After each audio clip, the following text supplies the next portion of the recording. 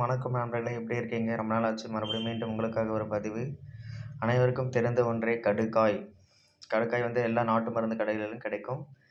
கடுக்காயை எப்படி பயன்படுத்தினா நமக்கு என்ன உடம்புக்கு நல்லது, கெட்டது நடக்குதுன்னு பார்க்கலாம் வாங்க. காலை வெறும் வயிற்றில் இஞ்சி, நண்பகலில் சுக்கு, இரவில் கடுக்காய் என தொடர்ந்து ஒரு மண்டலம், அதாவது 48 நாட்கள் சாப்பிட்டு வர கிழவனும் குமரனாகலாம். தொடர்ந்து கடுக்காயை இரவில் சாப்பிட்டு வந்தால் நோய்கள் நம்மை அண்டாமல் பாதுகாத்துக் கொள்ளலாம்.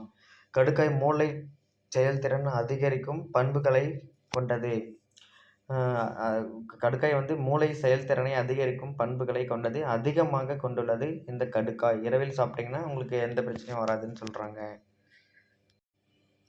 100 கிராம் கடுக்காய், சிலா சாத்து பருப்பும் 50 கிராம் இரண்டையும் ஒன்றாக கலந்து கொள்ளவும்.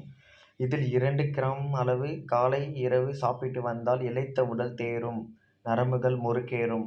கடுக்காய், கொட்டைப்பாக்கு, படிகாரம் ஆகிய 3ஐயும் வகைக்கு 100 கிராம் எடுத்து ஒன்றாக தூள் செய்து கொள்ளவும். இதில் பல் துலக்கி வர அனைத்து பல்வியாதிகளும் தீரும்.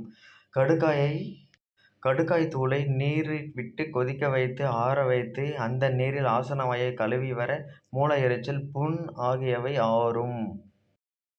கடுக்காயில் உள்ள ஆக்சிஜனேற்ற தன்மை மனிதன் நினைவுத்திறன், கவனம், அமைதி, விழிப்புணர்வு ஆகியவற்றை அதிகரிக்கின்றது. திரிபாலா என்பது கடுக்காய், நெல்லிக்காய், தாண்டிக்காய் ஆகிய 3ம் சம அளவு கலந்த மருந்தாகும்.